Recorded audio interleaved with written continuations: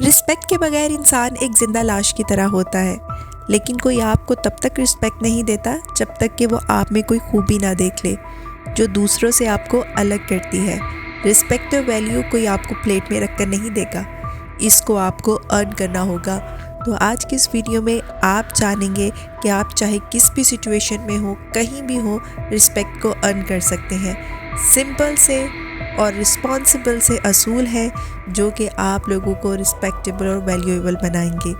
तो चलिए जानते हैं वो कौन से असूल हैं। सबसे पहला असूल, रिस्पेक्ट योरसेल्फ। कोई आपकी इज़्ज़त करे इससे पहले ये ज़रूरी है कि आप खुद की इज़्ज़त करें। लोग आपके बारे में कुछ भी बातें करें, आपको खुद को पता होना चाहिए कि आप खुद को वैल्यू करते हैं, आपकी काबिलियत क्या है। जब भी कोई सामने वाला बदतमीज़ी करे या आपकी ईगो को हर्ट करे तो आप में अपने आप को रिस्पेक्ट देने की और उस बंदे को जवाब देने की हिम्मत होनी चाहिए। फिर चाहे वो आपकी फैमिली हो, आपके रिलेटिव्स हो या आपके क्लोज फ्रेंड्स हो, फिर चाहे कोई भी हो, सबको अपनी बाउंड्रीज़ का पता होना चाहिए। जब भी कोई अपनी लिमिट को क्रॉस करे तो उसे पता लगना चाहिए कि आपकी रिस्पेक्ट उनके रिश्तों और उनके जॉब से कहीं ज़्यादा है। जब आप अपनी नज़रों में एटीट्यूड और ओवर कॉन्फिडेंस की जगह अपने लिए रिस्पेक्ट को देंगे तो वो दूसरों को भी आपकी इज़्ज़त करने पर मजबूर कर देगा। वो कहते हैं ना, you set the standards for how you will be treated, people will treat you the exact way you treat yourself. लोग आपसे वैसे ही पेश आते हैं जैसा आप खुद से पेश आते हैं। आपकी आदत, आपकी बॉडी लैंग्वेज, आपके बोलने का तरीका, ये सब कुछ बता देता है कि आप खुद को कैसे ट्रीट करते हैं। अच्छी आदतें होंगी तो लोग समझेंगे कि आप अपनी टाइम, एनर्जी और हेल्थ को रिस्पेक्ट करते हो, तो वो भी आपको वैसा ही ट्रीट करेंगे। दूसरा असूल, नो व्हेन टू स्पीक। अपनी रिस्पेक्ट को पाने के लिए आपको ये जानना बहुत ज़रूरी है कि मुँह कब खोलना है और कब नहीं खोलना। ये बहुत ज़रूरी हो जाता है जब आप किसी नई जगह या नए लोगों के दरमियान में हो, क्योंकि अगर आपका फर्स्ट इम्प्रेशन उन पर गलत पड़ गया तो वो हमेशा ही आपको वैसे याद रखेंगे।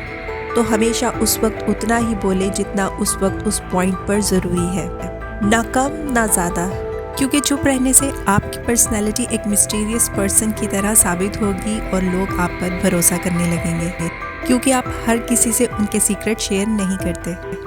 बहुत जल्दी और बार बार बोलने से हम बेवकूफ़ की तरह नज़र आते हैं। तो आपको इस बात का हमेशा ध्यान होना चाहिए कि आपको कब और कितना बोलना है। जैसे कि कहा जाता है, don't speak until it is needed. Number 3, be honest. आपको कभी भी झूठ नहीं बोलना है, हमेशा बिना डरे सच को बोलना है। अगर आप किसी के बारे में कुछ कहना भी चाहते हैं तो बिना डरे सब कुछ सच कहो।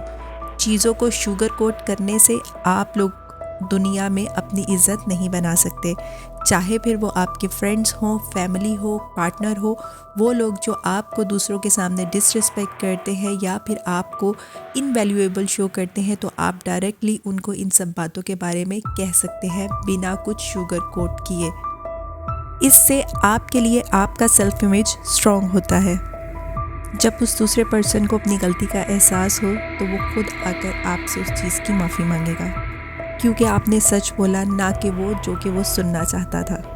और दोस्तों, एक सुनहरा असूल, जहाँ आपको जिस चीज़ के बारे में मालूम ना हो वहाँ खामोश रहना ही बेहतर है। बल्कि आपको कहना है कि मैं इस बारे में ज़्यादा मालूमात नहीं रखता।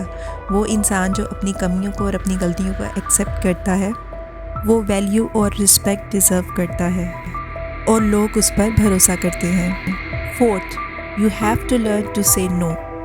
बहुत अच्छा और नाइस होना भी आपको कमज़ोर शो करता है। तो क्या करना है, इससे ज़्यादा इम्पॉर्टेंट ये जानना है कि आपको क्या नहीं करना है। फॉर एग्ज़ाम्पल, अगर कोई पर्सन आपको अपना काम करने का कहता है और पूछते वक्त बदतमीज़ी से पेश आता है तो आपको उसका काम करने से ना कहना है।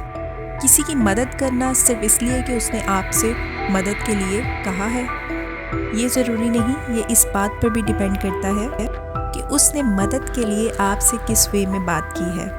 कभी किसी को अपना फ़ायदा उठाने ना दें। आपको ये उनको बताना होगा कि ये काम मेरा नहीं आपका है, कि वो अपने काम से पीछा छुड़ाने के लिए अपना काम किसी और पर नहीं थोप सकते। तो अपना काम फुल डेडिकेशन और ईमानदारी के साथ करें और दूसरों के काम को नो कहना सीखें। इससे दूसरों को ये पता लगेगा कि आपको अपने वक्त की वैल्यू का पता है। Number 5, show confident humility. एक इंसान जो कॉन्फिडेंटली मूव करता है वो लोगों को अपनी तरफ अट्रैक्ट भी करता जाता है। अच्छी बॉडी लैंग्वेज, अच्छे बिहेवियर, अच्छे मैनर्स के साथ आप अपनी एक अच्छी इमेज बना सकते हैं। इसके साथ ही लोगों को ऐसा शो होता है कि आपको पता है कि आप ज़िंदगी में क्या कर रहे हैं और आप अपने काम में माहिर हैं। अगर आप किसी से पहली बार मुलाकात कर रहे हैं तो कॉन्फिडेंस शो कीजिए। वो कहा जाता है ना, your first impression is the last impression. लेकिन साथ में आपको इस बात का भी ख्याल रखना है, कॉन्फिडेंट और एरोगेंट होने में थोड़ा सा ही फ़र्क है और आपने इन दोनों फ़र्क को कभी नहीं भूलना, क्योंकि कॉन्फिडेंस और एरोगेंस में सिर्फ रिस्पेक्ट का डिफरेंस है। जब आप सामने वाले के व्यू की वैल्यू रखते हुए अपनी बात को रखेंगे तो ये आपके कॉन्फिडेंस को शो करेगा। लेकिन अगर दूसरी तरफ सिर्फ आप अपने ही पॉइंट को प्रूव करने की कोशिश करोगे तो ये आपकी एरोगेंस को शो करेगा। इसलिए आपको रिस्पेक्टेड और कॉन्फिडेंट बनना है, ना कि एरोगेंट। Number 6, provide value.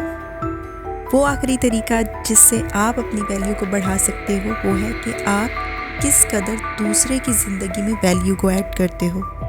चलिए मिसाल के तौर पर एक कंपनी की एग्जांपल लेते हैं। 2 एम्प्लॉयज़ हैं, एक जो है बहुत ज़्यादा कैपेबल है, अपने काम को टाइम पर करता है और कुछ वैल्यू भी ऐड करता है, अपने काम को बहुत ही डेडिकेशन के साथ करता है। दूसरी तरफ एक एम्प्लॉय है जो अपने काम को बहुत ज़्यादा सुस्त रफ्तारी के साथ करता है और बहुत लेट करता है। तो आप बताइए कि कौन से एम्प्लॉय को तरक्की मिलने के चांस ज़्यादा हैं? तो वो एम्प्लॉय जो कि अपने लिए और कंपनी के लिए एक वैल्यू क्रिएट कर रहा है, कंपनी के लिए बेटर प्रोजेक्ट्स को लेकर आ रहा है।